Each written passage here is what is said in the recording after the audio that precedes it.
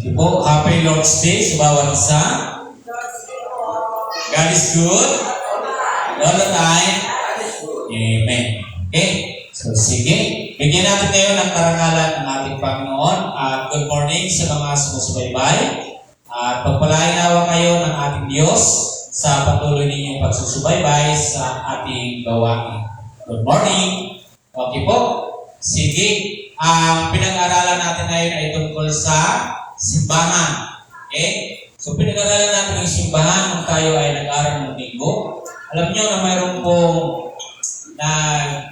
bigay na 5,000 para sa aircon. So, ilan na lang? Magkano na lang yung kulang? Pwede ba natin palakpakan ng Panginoon? So, praise God sapagkat nung linggo ay sobrang nainitan tayo. Sabi natin na sana makadumating yung itong buwan na ito ay magkaroon tayo na yung maging komportable yung lahat. But praise God, sapagkat may nagabuto sa ating na paunang 5,000 na madadagdagan marahil natin, kung di man ngayong linggo, sa mga sasunod ay marahil tayo ay pagkaluban ng Panginoon. Amen? Naniniwala ba kayo? Parang hindi. Kaya ako naniniwala sapagkat ako'y naiinitan. Darating yan ng mga araw na yan, ako'y naniniwala na yun ay ipoprovide ng Panginoon. Okay? So, sige. Yung ating pag-aralan is about dito sa simbahan. So, tinalakay natin na nakaraan yung building. So, kung gaano yung kahalaga na tayo ginagawa natin, mayroon tayong fellowship para magpalakasan tayo lahat. And now, we will discuss about the body of the temple. So, yung ating tinutukoy ngayon is yung templo, ay hindi na po yung building, is itong templo na mayroon tayo ngayon. Okay? Ito yung tolda na pinananahanan ng ating espiritu.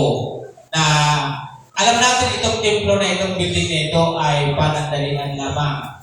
So, sa kasalukuyan, minsan ginigiba siya. So, ang importante naman ngayon dapat natin bigyan ng pansin is yung templo na itong katawan natin ay templo ng Espiritu Santo. Ito yung dapat bigyan natin ngayon ng pagtuunan ng pansin kung ano yung mangyayari sa katawan natin. Di ba? Kasi yung building, pag dapat mawala tayo dito, iiwan natin yan eh. Basta ka po siya. So ito pala, yung templo natin ngayon, dapat natin siya papangalagaan. Dapat na napapabuti natin yung kalagayan ng ating mga sarili. Dapat minamahal natin yung sarili natin na pagdating ng araw ay mapapabuti tayo. Hindi mapapahamak yung ating mga espiritu, yung ating spiritual na pamumuhay, yung ating koneksyon para sa ating Panginoon ay dapat maging maayos. Okay? So, sabi dyan, the body as the temple of God. Ang katawan bilang templo ng Diyos. So, let us offer our body that is pleasing to God. So, kailan ito magiging masamyo para sa Panginoon na ating katawan? At kailan naman ito hindi nagiging masamyo sa paningin ng Panginoon? Di ba? So, bilang mga mananampalataya, dapat napapangalagaan natin ito para nagiging masamyo handog natin sa ating Panginoon. Amen?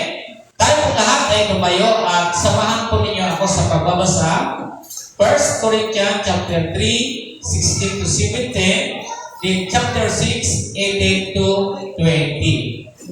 Tayo po lahat ay tumayo at samahan po ninyo akong basahin ang mga talata na ito ng ating pinsan sa unang Korinto, chapter 3, 16 hanggang 17. Kayo po ba ay naririyanan? Okay. So, kung yan na po tayo, ay tayo po ay magbabasa lahat sama-sama. So, 16, don't you know that you are God's temple and that God's Spirit lives in you? 17, if anyone destroys God's temple, God will destroy that person because God's temple is holy and you are the temple. Okay? So, chapter 6, verse 18 to 20. Sabi diyan sa 1 Corinthians chapter 6, 18 to 20, so run away from sexual sin. Every other sin people do is outside their bodies.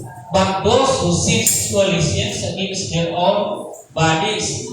19, you should know that your body is a temple for the Holy Spirit, who is in you. You have received the Holy Spirit from God, so you do not belong to yourselves. 20, because you were bought by God for a price, so honor God in your bodies. Tayo po'y manalangin. Lord, kami po'y nagpapasalamat sa oras na ito, Panginoon. Lord God, naway Ikaw, Diyos, ang maunahan sa amin sa mga oras na ito, na bigyan niyo kami, Diyos, ng malawak na pag-unawa, naintindihan namin ang aming tinatalakay. Panginoon, itong mga katawan namin bilang isang tolda na pinanahanan ng iyong banal na Espiritu, tulungan niyo kami, Panginoon, mapangalagaan namin, mapabuti namin yung pag-aalaga ng Diyos. Lord God, walang sino mang tao na nagnais na wasakin yung tolda o wasakin yung katawan. Lord God, na ang nais, marahin ng bawat isa ay mapasaya, mapaligaya yung aming mga sarili. Lord, thank you, Lord God, na pagpalain ng Diyos ang lahat sa tayong pangalan ni Jesus. Ang lahat ay magsabi na, Amen. Po, so nakita na po natin na sabi dito sa ating pinasa, na hindi ba ninyo alam na kayo ay templo ng Diyos at naninirahan sa inyo ang Kanyang Espiritu. Naniniwala po kayo? Tama? So itong katawan natin ngayon, isipin niyo mga kapatid, yung Espiritu ay narito. Diba? Alam niyo yung conscience mga kapatid, yung budhi, sa iyo nagpapabagabag sa atin. Sometimes we will worry, diba? Sometimes, we feel guilt. Kung bakit nagkakaramdam tayo na ganoong mga pakiramdam na gano'n, kaya dito natin maintindihan ang maunawaan sapagkat yung Spirit ay narito sa ating katawan. Bakit ka nagkukonsensya? After sa mga pinagagawa natin, dahil mismo yung budhi po yun, nag-uudyog sa atin, nararamdaman natin yung lahat ng ating mga ginagawa. Diba? Kung tama, kumalik. Diba? Kung ikaw ay nakakaabuso, makalipas ang ilang minuto na hindi mo nakaharap ang iyong kasama, mararamdaman mo yung isang bagay na kakaiba na ginawa mo kung mali o tama. Yun po yung nananahan kasi sa atin, yung banal na Espiritu. Okay? And then sabi dito mga kapatid, parusahan ng Diyos ang magwasak ng templo niya, sapagkat lahat ng templo ng Diyos, lahat kayo ay sapagkat lahat banal ang templo ng Diyos at kayo ang templo iyan. So, mga kapatid, maging aware tayo sapagkat itong templo natin ay hindi natin sarili. Amen? Hindi mo tayo may owner ng ating katawan. Ang totoo may-ari po nito ay ang ating Panginoon. Huwag po ninyong sisirain ang sarili ninyo. Tama po? Kaya kailangan natin na humanap tayo ng pamamaraan kung paano po natin mapapangalagaan yung ating mga katawan. Kanina tinalakay namin na bilang Kristiyano, na kung ikaw man ay dumating sa punto na maghanap ng asawa, hanapin mo yung Kristiyano. Sapagkat pag hinanap mo yung hindi Kristiyano, ano mangyari sa iyo? Wawasakin mo ang katawan na ito. Sapagkat hindi naman ito sa ating pag-aari. Kung gusto mo siyang na mapabuti, hanapin mo yung kaparehas mo. Di ba? Pag hahanap ka po ng gano'n, humahanap ka ng sisira sa iyo.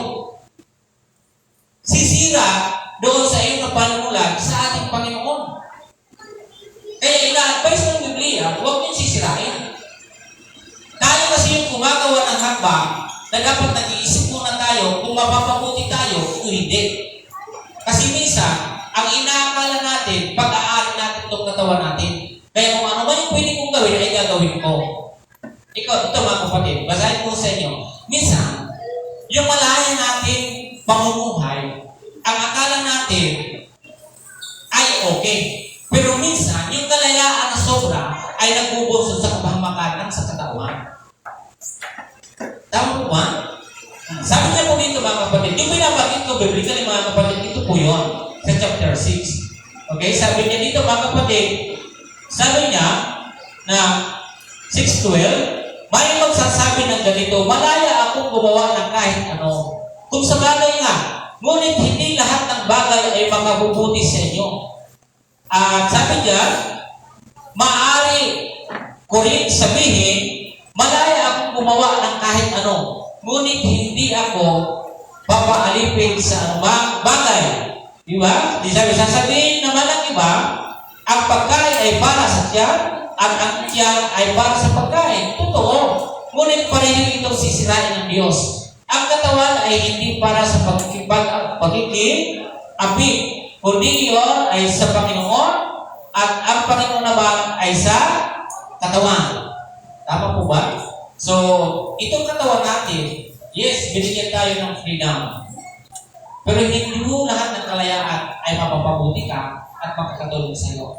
Yun pa yung mismo o marahil magbubunsod sa iyo na para ikaw ay mapagsama. So, ang sabi ko sa inyo kanina, maging aware ka. Okay? Sikapin mo mapapabuti ang iyong katawan. Hanapin mo yung mapapabuti ka na hindi masisira yung templo sapagkat ang sino mawawasak yan, hindi magugustuhan ng Panginoon. Tama po ba? Okay. Doon sa chapter 6 na binasa ko kanina, ang sabi niya dito, verse 19, 18, huwag kayong makikiapit sa ibang kasalanan na ginagawa ng tao. Iba ang napipinsala, ngunit sa pagkikiapit, sariling katawan ang kanyang pinipinsala. Sabi niya sa 19, hindi ba ninyo alam na ang inyong katawan ay templo ng Espiritu Santo na nasa sa inyo at tinanggap ninyo mula sa Diyos. Ang iyong katawan ay hindi talagang iyong kundi sa Diyos. So, huwag niyong ariin yun ha. Sabi niyo ba, hiram sa Diyos ang ating buhay. Diba? Ikaw o ako. Ano sino? Sabi niyo yung kata? Diba? Yung hiram sa Diyos, ito yun. Hindi naman kasi ito sa atin eh. Hindi kayo may-ari niyan. Ang may-ari niyan ang Panginoon. And then sabi pa niya dito, bilhin niya kayo ng malaking halaga. Kaya gamitin ninyo ang inyong katawan upang maparangalan ng Diyos. So, tingnan niyo mga kapatid. Kung hindi yan sa atin, yan ay sa Diyos. So, kinakailangan natin, bawat ginagawa natin na bibigyan natin ng karangalan ng Panginoon, doon ka mapapabuti. Ang magbigay ka ng karangalan sa Diyos. Tama po? Okay. So, yun yung sinabi ni Paul. It's sa Leviticus chapter 19 to 28. So, open your Bible and basahin po ninyo. So, kung ano man yung babasa ninyo ngayon dito, kung kayo man ay mayroon na nito, importante na balik kayo loob sa Panginoon. Pero mula ngayon, ayusin ninyo yung katawan. Huwag yung ludugisan. Huwag yung gagawa ng ano pang mga bagay ang katawan ninyo na masisira siya. Mapipintasan siya na dapat nabibigyan na ng karangalan ng katawan ang Panginoon. Pero hindi niyo mga kapatid sa Leviticus, you must not cut your body to show sadness for someone to die or put tattoo. You have marks in yourselves. I am the Lord. Sino sa inyo dito yung may mga tattoo? Diba? Ayaw ng Panginoon na nakikita ang isang tao kay dungis-dungis. Kaya pangit tingnan sa Panginoon eh. Tingnan nyo, yung mga tato. Di ba? Hindi lang tato mga kapatid eh. Pati yung mga salila. Mga hikaw. Eh kung saan pinaglalagay mo lang ng katong dito, pati dito sa kilay, may hikaw eh. O pati selong. Ay sasabihin mo, you are the image of God. You are the temple of God. Hindi ikaw yung may-ari ng katawan mo. Ang may-ari niya na yung Panginoon. Kapuri-puri ba yun? Di ba? O tingnan niyo mga kapatid. Pag pumunta ka ng simbahan, sikapin mo na bibigyan ng karangalan ng Panginoon. Tama po ba? Huwag tayo pupunta sa simbahan na hindi naman kapuri-puri o nangangagaw ka lang ng attention sa Panginoon. Paano natin naagaw yung attention? Pag sisimba ka, magsuot ka ng tama. Huwag kang magsusuot na makukuha mo yung attention, yung paningin ng mga tao na matuon sa iyo. Kundi gumawa ka ng paraan na pagsusuot na kaaya-aya na mabibigyan ng karangalan ng Panginoon. Tulad po po mga kapatid. Nung ako po hindi pa Kristiyano, mahaba ang buko.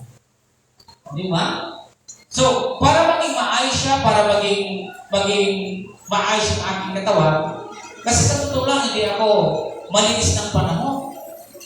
Pero natutunan ko magbasa ng Biblia na paano ba ako magiging kalugod-lugod sa Panginoon. Hindi lang doon sa buhay spiritual, bagay sa mga paglabas natin anyo, dapat nagre-reflect yung pagbabago ng puso natin. Nagre-reflect yung pagbabago na hinahangad natin na nakikita sa labas sa anyo natin. Na kung ano yung laman nun, ay nagbubunga po doon sa mga ginagawa natin na nakikita po ng tao. Tama po? Alam niyo maraming tao ngayon hindi naniniwala sa Biblia. Di ba? Pero ikaw ay isang tao, Kristiyano at nagbabasa ng Biblia. Ang tinitingnan ngayon ng mga tao ay ikaw. Sapagkat ikaw yung living Bible. Tinitingnan ka nila kung ito ay maganda, may binago sa kanyang buhay. Talagang totoo na may Biblia talaga na nabago sa kanya. Tama po? Kaya, sabi niya, huwag kayong magpapalagay na kung anong luwi sa inyong katawan. Di ba? Yun yung mga tao, lalo na ng panahon tayo, bulag talaga tayo eh. Nadilim na tayo kasi kung ano kasi yung kabunang mundo, ginagaya natin kasi akala natin yung tama. Ilang nyo isipin, hindi lahat ng marami ay tama sila. Tama po?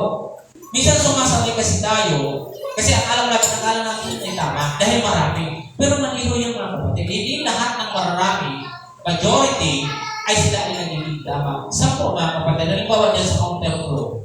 Di ba, yellow lane? Pag sulit yellow lane, huwag ka niyang papasok sa, dapat dito ka lang lagi. Huwag ka magpapasok dyan. Tingnan niyo dito mga kapatid, mula dito ang masinag yung mga counter flow. Ang dami. Sumasabay ka, akala kung tama na din sila. Kasi yung mali ay nagiging tama siya. Mali yun. Tama ba? Mali. Ang totoo, mali talaga yun.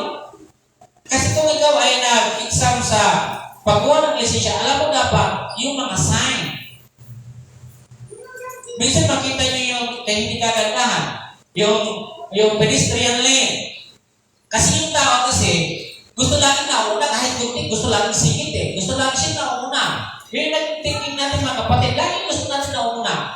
Kahit kunti lang, kahit may nagbar, gusto mo lang ikaw yung nandun lang sa printera.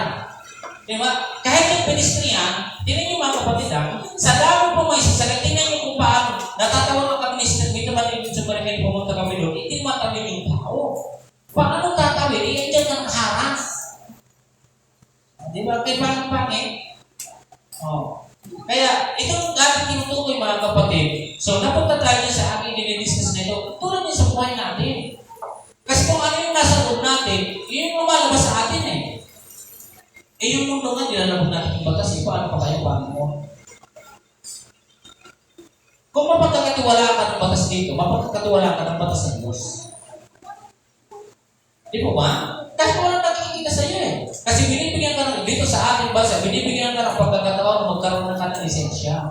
Pero kahit hindi ka nakikita ng mga nagbabantay niya, dapat ikaw mismo ay aware ka sa iyong ginagawa.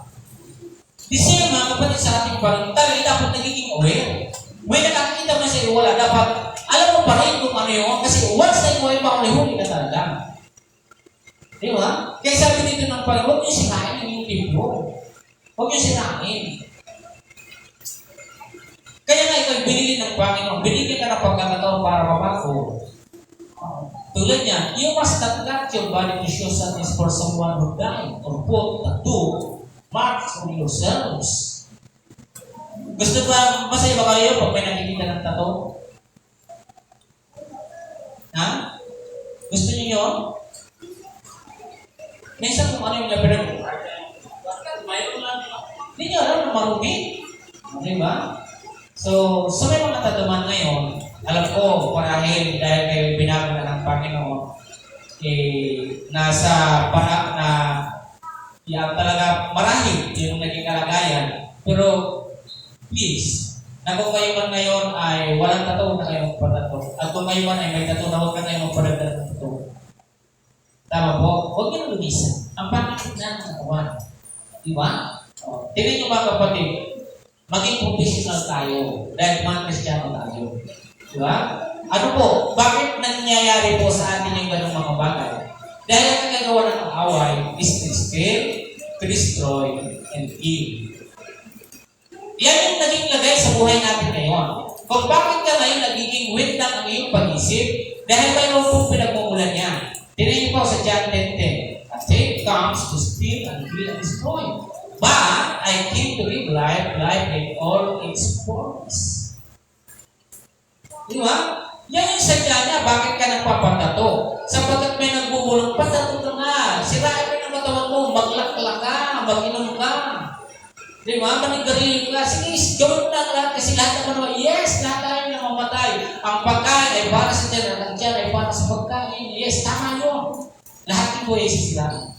Pero the important is, mga kapatid, bigay mo ng halaga yung binigay sila ng Panginoon. Tama po? Kasi may pinagmulan eh. Bakit mo nagagawa yung mga bagay na yan sapagkat may nag-uudyok sa atin? Walang iba kundi ang magnanakaw. Sino yung magnanakaw? Yung devil. Agawin yung lahat. Ang akala mo ay tama yung pinagagawa sa'yo. Kaya gawa din tayo ng gawa nun eh.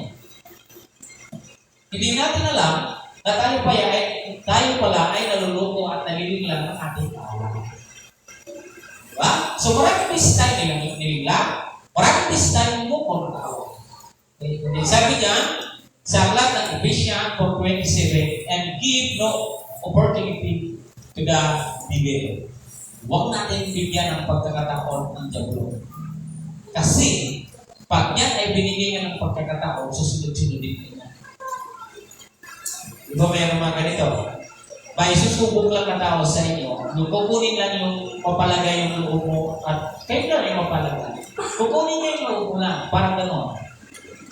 Sasabihin, sis, lalapitan ka, or brad, dahil Kristiyano ka, yung kukunin niya yung kalooban mo hanggang sa dumating yung punto may kinukuha na sa'yo, hinayang mo, kasi kinukuha yung loob, akala mo okay siya. Pero hanggang sige lang pumapalaon, lumanak yung hindi mo nababalay, lumanak yung nakukuha sa'yo. Di ba? So, hindi mo namamalayan yung mga bagay na yun na iniisahan naman. Di ba? Kaya huwag yung bibigyan ng pagkakataon mo. Sabi dito, and give no opportunity to the devil. Kasi yan, pag binigyan nyo ng isa pa, susunod niya mga kapatid, may hihingin niya sa iyo. Sabi, sis, or brad, or pare, akin na to ha. Di ba? Akin na to. O sige, sa inyo yan. Eh, pagdating ng ilang linggo, isang araw, pagdating, pupunta naman ulit sa iyo. Dahil nakukuha na yung lagay na napapalagay na yung loob niya at napapalagay ka na rin sa kanya. Ganun po yung ginagawa natin, kaawan. Hanggang sa dumating yung araw sa pagkakataon na ibinigay mo, hindi mo alam na agaw na pala niya. At ito yung namin pinag-aralan kanina. Na kung ikaw ay naka Christ, ay katulad ito sa mag-asawa. Yung talakayan namin kanina. Diba? Sabi niya, pag kayo ay mag-asawa, dapat kayo dalawa lamang. So, bakit kung dumating yung pagkakataon ay mabago yung isip ng lalaki o babae, mayroon siyang pangalan ito, sideline. May bagay silang sideline. So, malaman ng both side ay nasasaktan. Tama? Nagagalit yung bawat partner. So, kayo din ang Panginoon. Na tayo lang sa Panginoon ngayon, dapat hindi gano'n. Dapat tayo ay hindi naging pag-apit. Hindi po tayo pumapatol na sa ano mga bagay na inalok sa iyo ng mundo. Tama ho? Kaya dito mga kapatid, sabihin, and give no opportunity to the devil. So hindi dapat na siya binibigyan ng pagkakataon. Kaya, Brad, ngayon lang to, shut lang. Tuti lang, ganito lang. Diba? Lumaan ka lang. Bumili ka doon sa may binili ka lang. Pagbalik, lumang ka ulit doon. Brad, isa na lang. dadagdagan. Pwede naman kilaki. Diba? Ngayon, dahil dinagdagan, parang umingit-ingit ka na, balik ka naman ulit. Para pa o, pero balik ka ulit. O, kaya ka naman ulit. Ganun ba? Sino yung nakaranas ng ganyan? Ako, madalas ko yung maranasan ko. Yung dadaan ng brother na Brody. Dadaan ko ng plastic na doon. Isa lang. Wala ka naman pag-isama. O, di ba? Magkukusin siya ka eh. O, di ba? Kasi mawawala ka ng kaibigan. Talagang mag-isama ka rin eh. Okay? Pero huwag na gano'n. Huwag na ngayon. Okay? So, sabi dito sa Matthew 22, 6:22-23. So, tingnan mga kapatid. The eyes is a light for the body. Diba? If your eyes are good, your whole body will be full of light. Okay? Then next, sabi dyan, but if your eyes are evil, your whole body will be full of darkness. And if the only light you have is really darkness, then you have the worst darkness. Okay? So, kapag maliwanag po kasi tayo ngayon bilang mga Kristiyano, pag alam natin yung aral ng Panginoon, katulad niya, tayo ay templo ng Panginoon, dapat malinaw na para sa atin yun. Kung ano yung ginagawa natin, dapat ngayon sa sarili natin. Okay, magpariwan ka, kasi gusto mong makita yung katawan mo ay maayos. Diba? Yung buhok mo, okay na ikaw ay mag-make-up. Pero huwag naman yung sobra. Tama ano? Okay naman kung mayroon kang mga kwintas na tama na. Huwag naman yung sobra. Kasi nakakaakit naman yun sa mga all-upper. Tama ba? So, walang problema tayo ron. Kung pagsuot ng mga magagaragay, walang tayong problema. Kung may punit dati kang mahilig kang magpunit ng damit ng suot na hanggang naging yung kaputihan ng hita mo, so ngayon, siguro, unti-unti yung babae. Kung mayroon pa kayo ngayon mga kapatid o mga babae, yung mayroon pa mga punit dito ha, Brad Ryan, punta na muna kayo doon sa patahigan. Kung hindi nyo pa kaya agad dito, dito na lang muna. Okay? So, simpa kayo na, may pagkaba ako, tamang Brad Ryan. So, sa sunod na linggo, parang nakakaroon ka na, hindi, patay mo parang nag-ito, ha? Sa mga ubos kong matahig. Mga kasimbaga na maayos, nawala na yung diba? Tama ano? So, ang pangit kasi ngayon, pati sa simbahan, isipin nyo mga nagkakanta ng worship. Hindi ka mapalagay kung ano yun, yung mahaba, yung buhok, mag-preach yung worship. Di ba? So, makita nyo yung mga gaya-gaya ng mga panonood. Yung wala na doon sa tamang forma. So, pumorma tayo na forma para sa Panginoon. Huwag tayong pupurma gaya ng sa libutan na forma. Formahan natin ng maayos para sa Panginoon. So, I appreciate sa lahat ng mga babae na ngayon ay nagsusuot sila ng mga panatawag niya. Duster.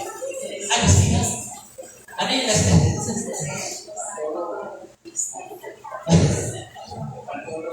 Duster, pagtulog. Anong tawag nyo sa pambuntis? Duster ninyo? Pregnant.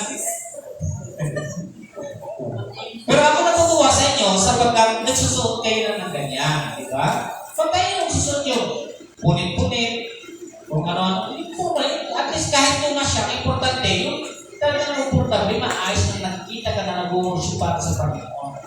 Huwag nyo mag-worship kayo dito na nakasyok namin dito, nakakarong-tarong na dito, baka hindi na nag-worship yung mga lalaki niya. Iba na ang makikita niya.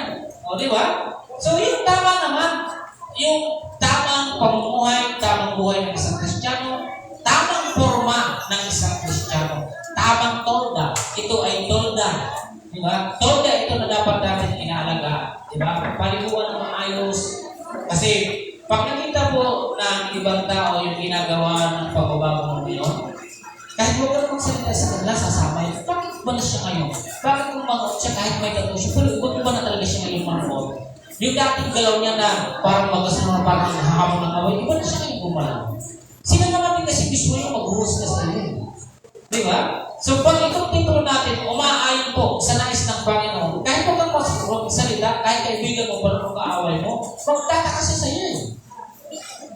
Di ba? Ito dati si Drumming, ano ito ha? Pero, hindi naman siya ngayon. Parang nabababa ko dito ha. Dati hindi ka sumusuot ng magaganda. Tulad di ba natin sa ito, di ba? Oh. Kung ano yung pwede mong isuot, yung kaya mo eh.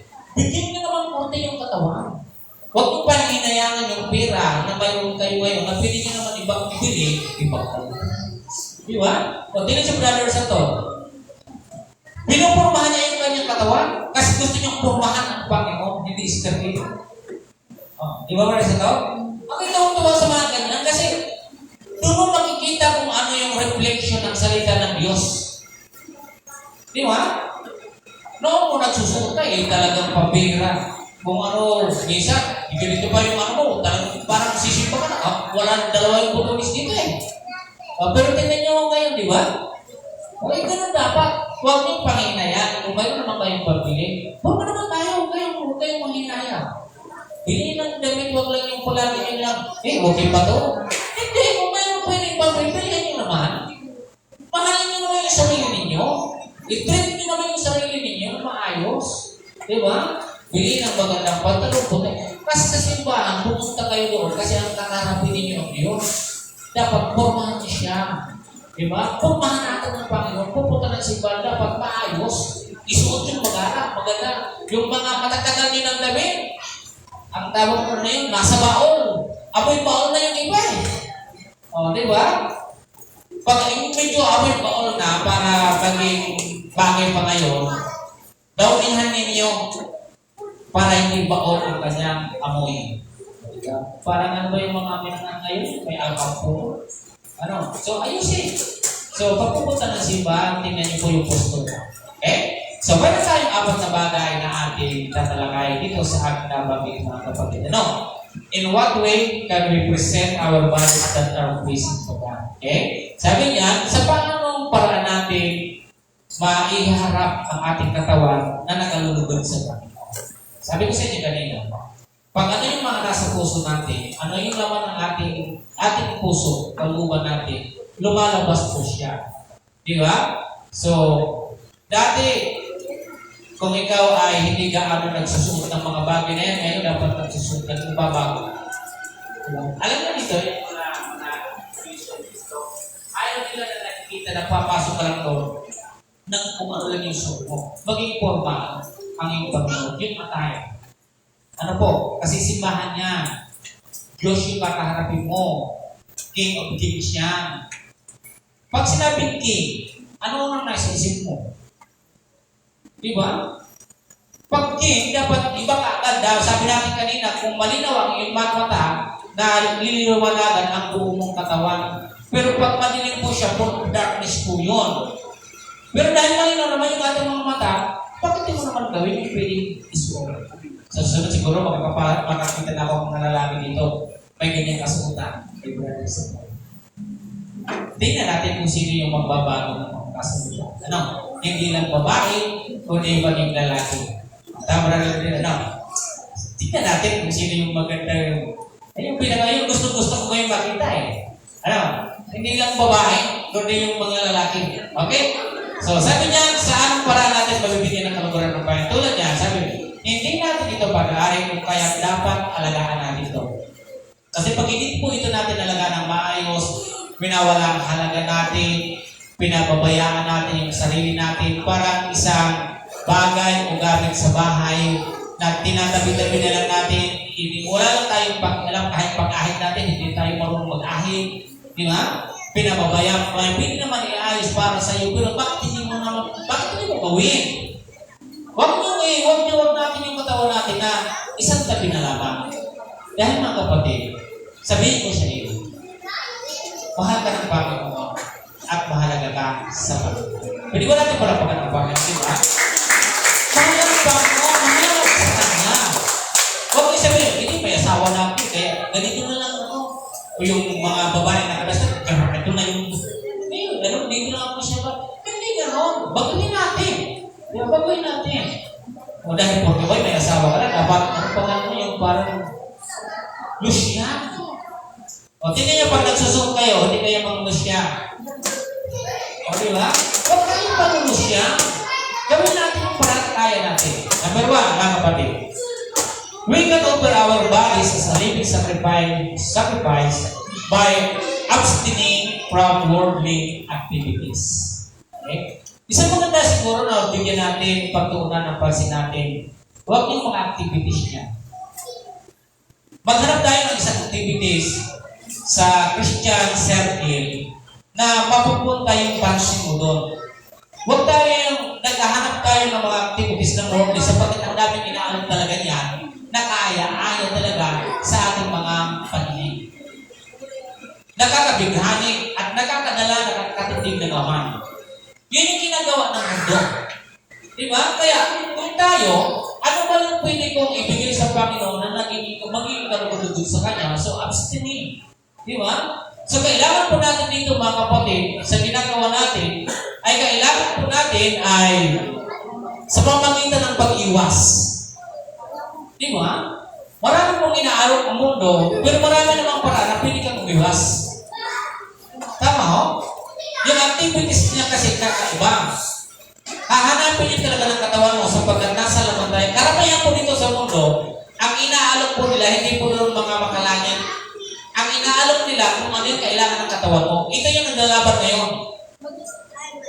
Kaya ang hirap i-battle kasi even Paul, mapapansin po natin kung paano niya binabattle yung dalawa. Sabi niya, kung ano yung gusto ng laman ko, ayaw naman ng espiritu ko. Kung ano man yung gusto ng espiritu ko, ayaw naman ng aking laman sapagkat ang laman, hinahanap niya yung makalaman. Yung bigat ng laman. Di ba? So, basahin ko sa inyo, wala ako dyan sinulat. Basahin ko po sa inyo mga kapatid sa Galatia. Sabi sa Galatia, basahin ko po ito sa inyo, chapter 5. Chapter 5. Ito mga kapatid, sabi niya,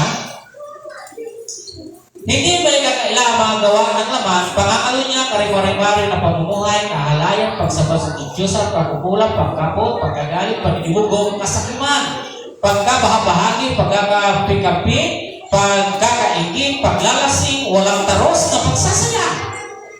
O, di ba? Ano sabi nito mga kapatid, at iba pang tulad nito, binabalaan ko kayo, tulad ng una. Hindi tatanggapin sa kaharian ng Diyos ang gumagawa ng gayong mga bagay. So, ano yung dapat natin yung mga kapatid? Abstaining. Worldly activities. Iwasan po natin yun. Sapagkat sabi niya, hindi ka tatanggapin yun. Kasi ang isip po po lang sa mundo. Kaya sabi ni Paul, ang hirap ng buhay. Paano niya ibabattle yung spirit and flesh, mga kapatid? Napakabigat na kalaban yun. Ginugusto, hinahata ka ng espiritu, papunta doon sa simbahan, hinahata ka naman ng laman ngayon dahil mayroong okasyon. Di ba? So, ito yung mga bagay na dapat iwasan. Okay? Kung gusto mo talaga na maging blessing to God, maging masama yung handog para sa Panginoon, maging karapat-dapat, iwasan po natin yung mga activities ng sanlibutan. Okay? Kaya kayo ngayon, kung kayo ay may hihiling at yung lagi inaamoy ninyo yung mga activities na yan, siguro panahon na rin ito na dapat natin ayusin yung sarili. Mapapabuti ka kapatid, kung aalagaan mo yung katawan ng ano. Huwag mo na siyang ipagamit sa mundo. Ipagamit mo na yan para sa Panginoon. Pumunta pa ako ng inyo, may isang pastora doon o may isang matanda doon, 70 years old. Mayroon po siya ng tindahan sa pagkakapatid sila. Sabi niya, anong tawag Brother Alan ng inang ba yun?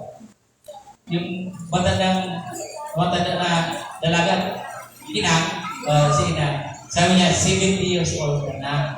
Sabi niya, kung ako sa'yo, mag-concentrate ka na maglingkod sa Panginoon. Ibuhos mo na yung sarili mo. Kasi ganito, yung 70 years old, hindi ko natin ngayon alam kung ilang taong pa yung idadagdag sa iyo. Tama po ba? Pwede kang dagdagan ng 10 taon pa. O 5 taon, o 8 taon. Pero ito lang sabi niya, ang pinaya niya, kung ako, para sa ito, dahil andyan naman yung mga anak mo, mula pa noon ay nagtinda ka na. Ginawa mo na yung lahat. Panahon na dapat ngayon, ibigay mo naman yung sarili mo sa Diyos. Alam niyo kung anong ginawa ng matanda? Nakinig po siya doon. Ang ginawa, total may libo naman siya. Atin nga pa naman yung iba pa na kanyang gagawin doon. Andiyan naman yung anak. Andiyan naman yung asawa ng kanyang anak. So, ang ginagawa ay binibigyan na lang siya. Pinagluluto, dinadala ng pagkain. Alam niyo kapatid, Ito yung hiwaga ng buhay natin. Na nagbibilang lang tayo ng panahon kung ilan ng taon na lang tayo ay tatagal natin dito. Kaya sabi niya, panahon mo na ito ngayon na pagkukulan mo ngayon ng Diyos. Kasi minsan, yung tao, nagkapagbibigay ka lang ng pag-uukol o pansin sa Panginoon pag mayroong kang diabetes. Kapag mayroong kang nararamdaman sa katawan. Pag mayroong kang cancer. Tama? Kung mayroong kang mga bagay na nararamdaman sa katawan, doon ka lang nag-uukol. Mag-ukol ka ng panahon sa maganda ang katawan o sa hindi. Kaya sabi niya, panahon mo na ngayon na maglingkod habang may lakas ka pa. Tama po? Tayo, alam nyo, ako ay magsisikwita. Hindi ko alam kung aabot pa ako ng 100 eh. O, diba? So, isipin nyo, ilang taon na lang kaya yun? Ikayo, mga kabataan. O yung sisinta ngayon dito sa atin. Isipin nyo, mga kapatid. O, tama, di ba? O ikaw ngayon, halimbawa, nasa pa-60 ka na, mag-isip ka. Di ba mag-isip ka ngayon sa paglilingkod mo sa Panginoon? Kahit yung mga bata nasa 60, isipin nyo na lang kung ilang taon. Ilang taon na lang ilan na lang yung tatagal natin. Di ba?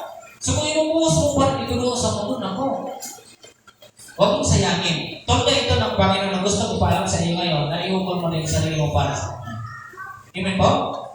Romans chapter 2 verse 2. Do not be shamed, okay, by His word. Instead, be changed within by a new way of thinking, that you will be able to decide what God wants for you. You will know what is good and pleasing to Him and what is perfect. Di po ba? Sabi diyan, do not be shamed. Huwag natin silang dayahin. Di ba? Huwag kang makipagtularan sa kanila. But be transformed by renewing your mind. Pagduhin natin.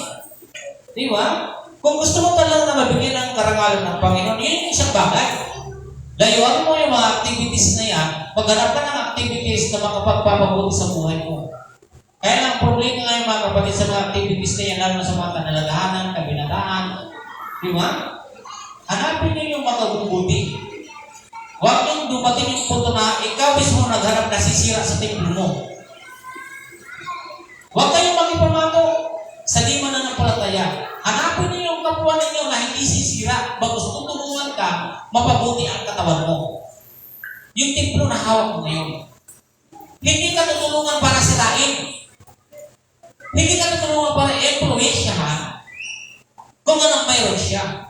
Kundi as a Christian, is dapat ikaw yung nag-i-influensya sa kanila. Ikaw yung nag-i-ayaya sa kanila. Ikaw ay dapat yung nagbabago. Amen? Yan yung isang bagay na gusto po natin ibabag sa bawat isa. Tama po? And then, ano pa po yung sabi diyan, mga kapatid? Di ba? So, huwag tayo hintay mauri. So, mag-iba tayo ng uri. Di ba? So, as a Christian sa panahon natin ngayon, sikapin natin na maging maayos, mahusay tayo sa pag-angalaga ng ating katawan. Sino bang tao ang gusto magwasak ng kanyang katawan? Siguro nagpapatuwakan na ng buhay niya. Pero nang dahil ako ay nakakilala, dahil kayo ay nakakilala sa Panginoon, wala akong tension para sirahan yung tolda na ito. Kundi gusto mong gawa ng paraan kung paano ko ngayon ibibigay sa Panginoon yung pagbabagang binigay niya sa akin. Yung tinira niyang taon na dapat gamitin ko yun para sa Kanya. Ilang taon akong ginamit ng mundo? 26 years. Ilang taon ako ngayon ginagamit ng Panginoon? 25 years. Di ba? Almost 25 years na ginagamit ako. Masaya ako. Enjoy ako na naglilingkod sa Panginoon. May nabago eh. Pag wala kasi nababago, hindi enjoy. Katawan ng tao sa Panginoon. Pero pag nararamdaman may nababago, masaya eh. Doon na ako ngayon masaya. Yung kinasanayan ko noon, yung mga activities na more, unti-unti ko po yun nawawala. Nung panahon na yun, unti-unti ko siyang nawala. Hanggang hindi ako sanay sa mundo na aking ginagalawan eh. Di ba? Hindi ako sanay nung dati. Ang sanay ko kasi itong mga sa outside world man, kapatid as unbelievers. Pero yung word ng kabilang, hindi ko siya maintindihan sa una. Hindi ko hindi ko malirip, hindi ko alam kung ano yung magiging nangyayari sa akin doon. Pero alam niyo mga kapatid, sa pagkakataon ngayon, sa step by step mga kapatid, unti-unti, lumalaki yung porsyento, yung hugot na nakukuha sa akin, lumalaki yung porsyento doon sa Panginoon. Hanggang sa nawala na po siya. Ang hinahanap ko na lang is yung activities para sa Panginoon. Amen? Okay, pangalawa, mga kapatid. Pangalawa, we can offer our bodies as living sacrifice by means of imitating God's holiness. Tama ho? So, ang pinakamaganda mga kapatid is, sabi dyan, ay maging banal tayo. Although, hindi naman tayo mga perfecto. Tama po?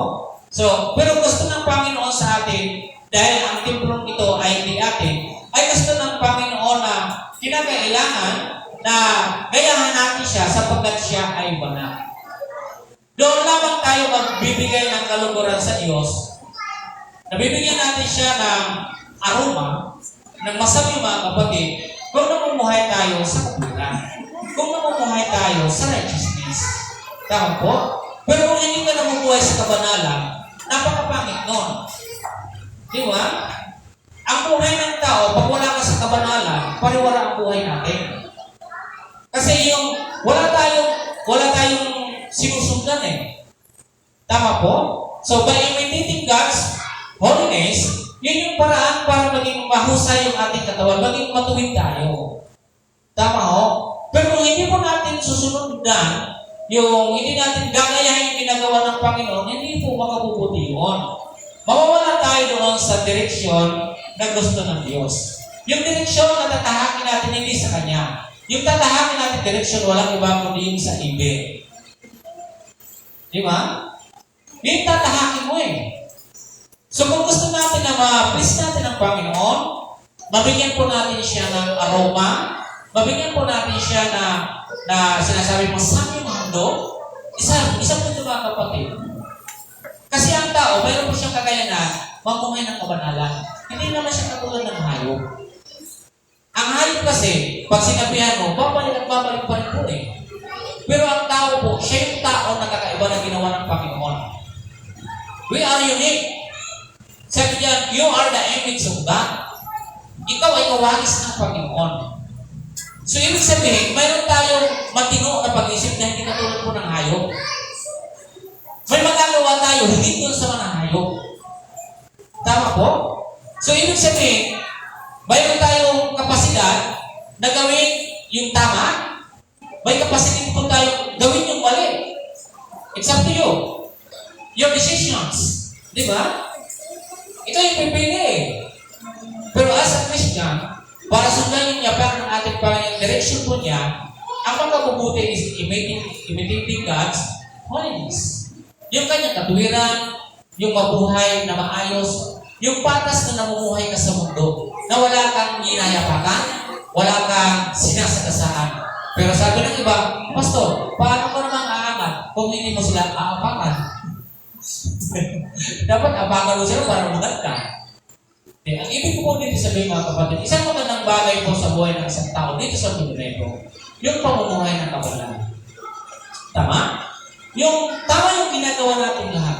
O ay sapagkat ang Diyos natin ay banal, siya naman dapat talaga yung kayahin natin. Hindi yung kaaway.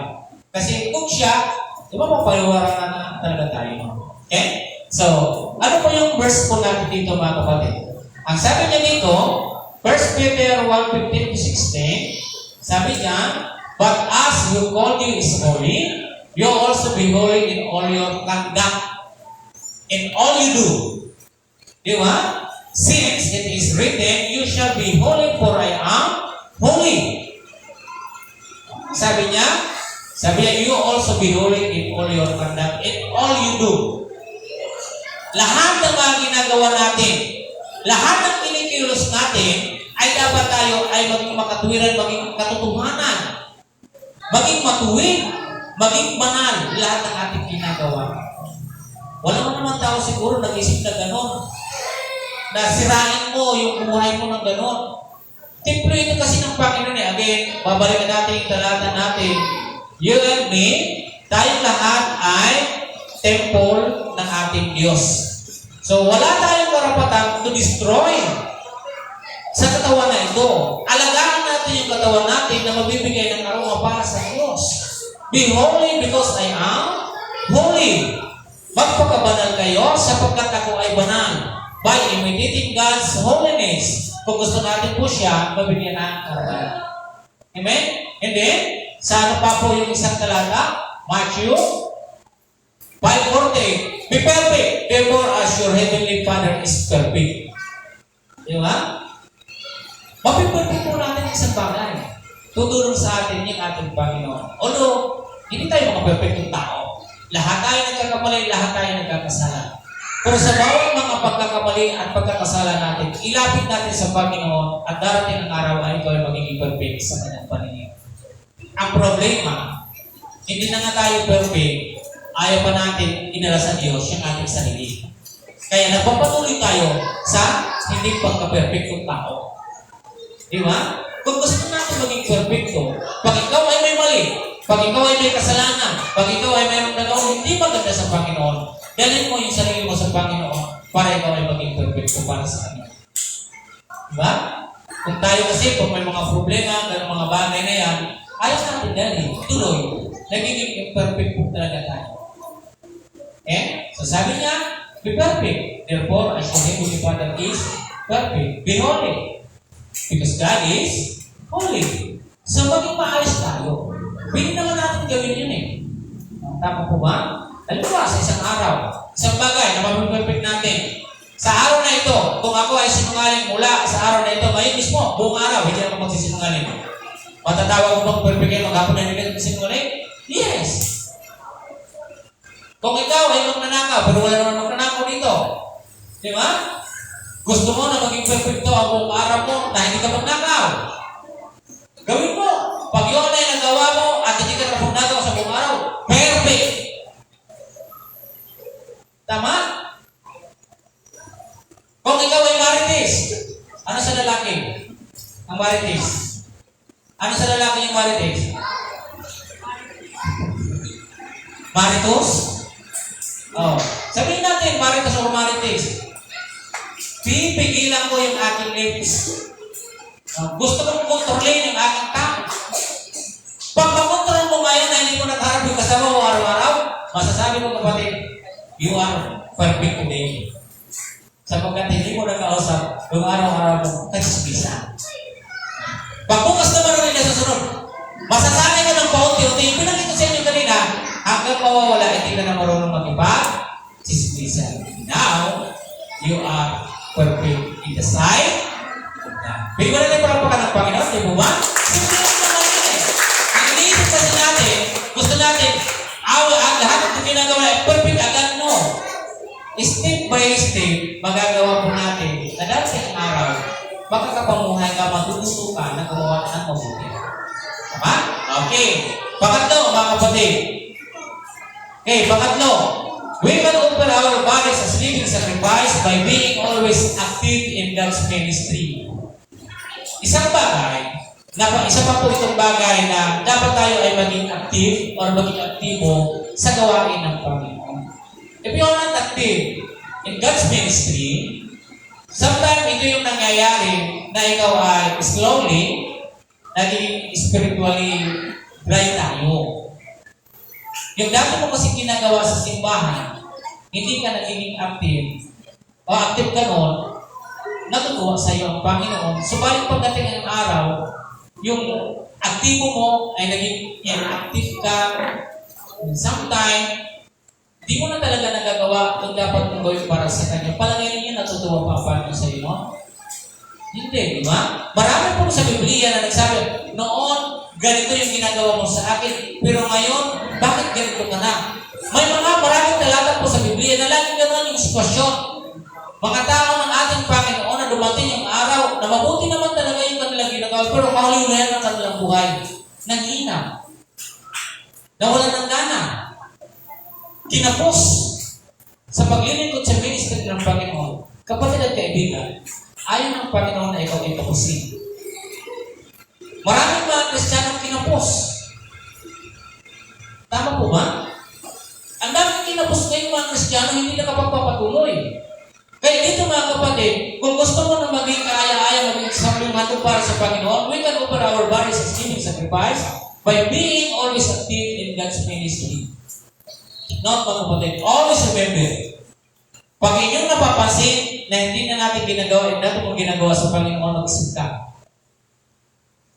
Diba? Mag-isip tayo. Pag hindi natin parang natakam na yung templo natin, itong templo, ulitin ko, hindi natin pag-aari. Inawit ko sa inyo, hirami sa Diyos ang ating buhay. Di ba? Ikaw ako. Ano yung resulta? Ito lang ako eh. Di ba? Ito yung isang bagay mga kapatid na gusto na makita sa inyo. Dapat always active in His ministry. Do not neglect your ministry. Do not abandon your ministry.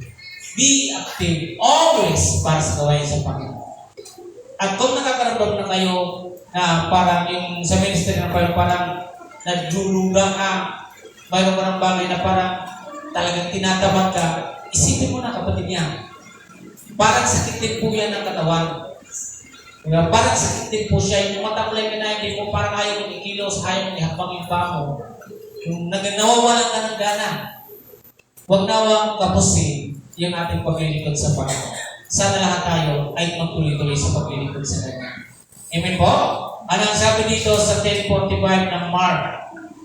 For even the Son of Man did not come to be served, but to serve and to give His life as a ransom for many.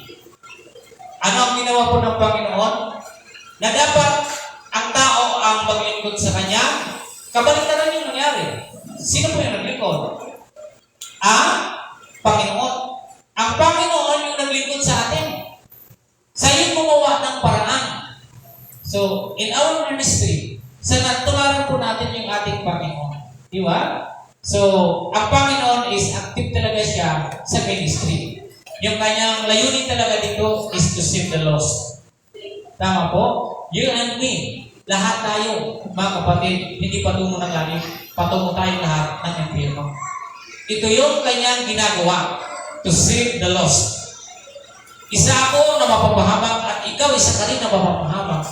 But by the grace of God, inyong makikita mga kapatid, tulad niya ng ating Panginoon, siya'y naglingkod. Hindi po natin siya pinagsilbihan. Ang nagsilbi sa atin, alam po ninyo, walang iba kundi ang ating Panginoon. Siya yung nagsilbi na dapat, dahil anak siya ng Diyos, dapat tayo ay gumagawa ng para-para ating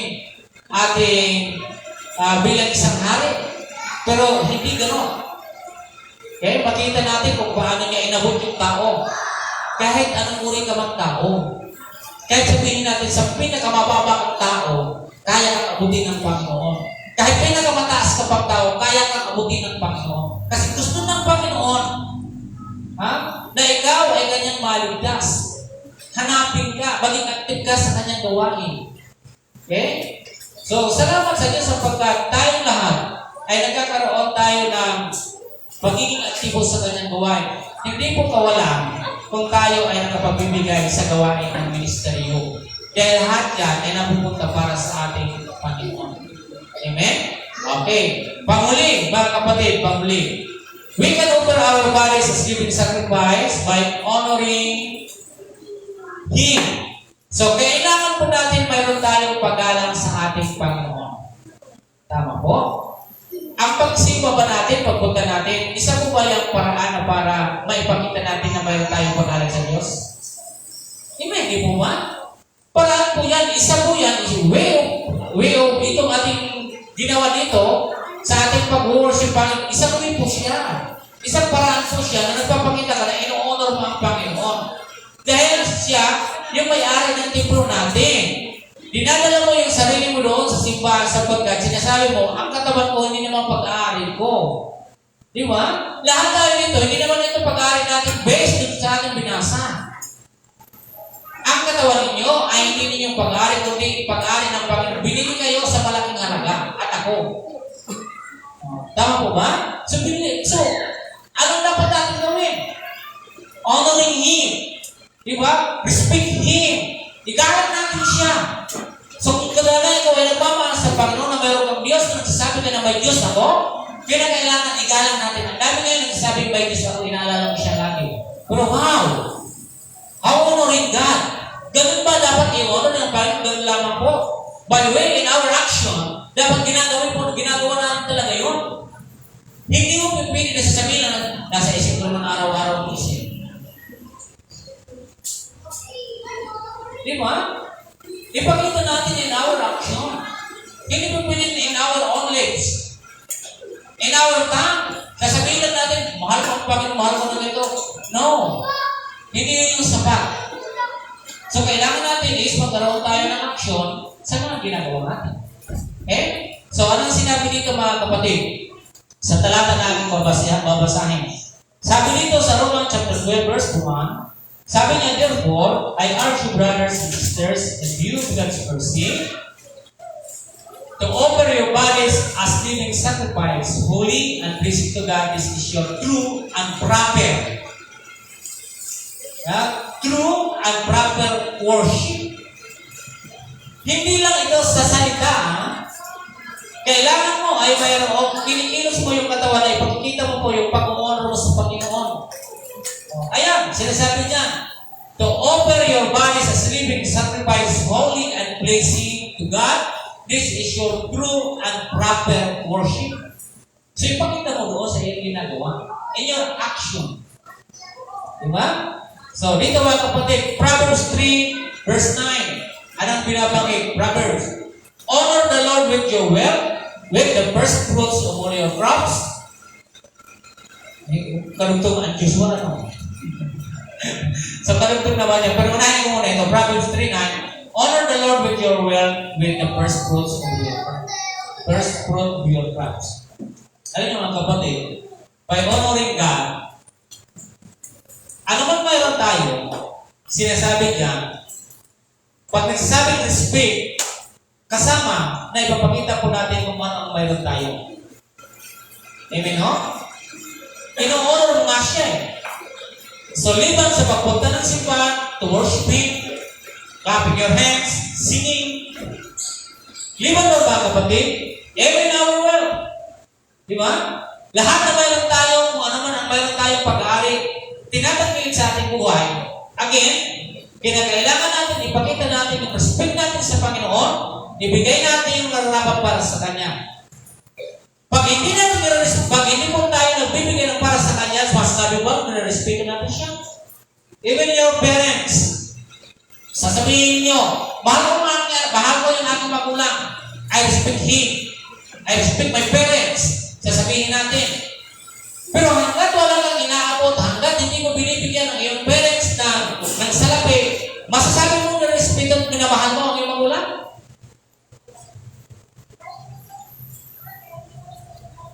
Di po ba? Sa'yo ay mahal ko ang mama ko. Mahal na mahal kita. Mayroon ako napanood sa YouTube.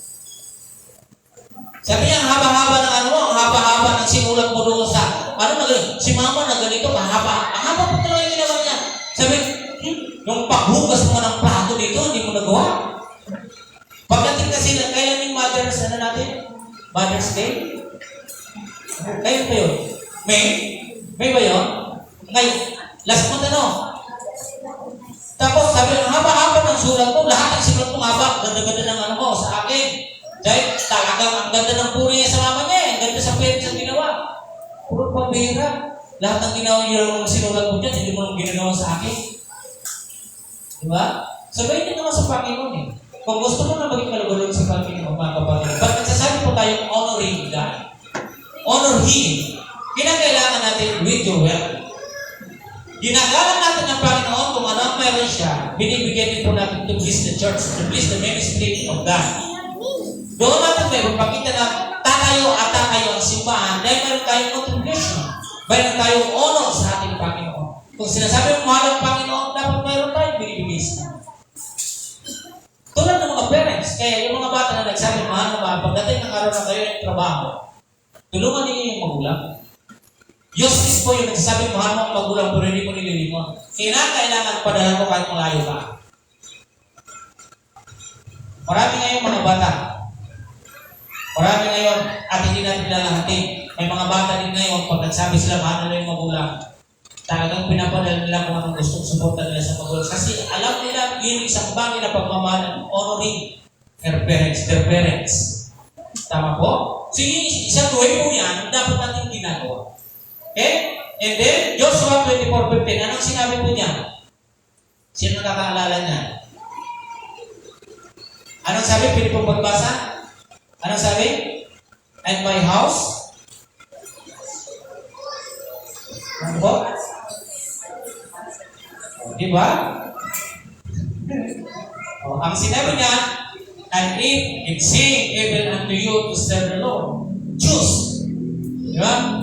Choose you this day whom you will serve, whether the gods which your fathers served that were on the other side of the flood, or the gods of the Amorites in whole land you dwell. But as for me and my house, we will serve the Lord. Household, we need to honor God. Kailangan ang bawat pamilya po natin, akayin natin sa loob ng simbahan. Choose. Sabi niya, na binabay, choose you this day. Gusto niyo igalang ang Panginoon? Yayain niyo ang lahat ninyong pamilya. Pumunta ng simbahan, hindi ka lang.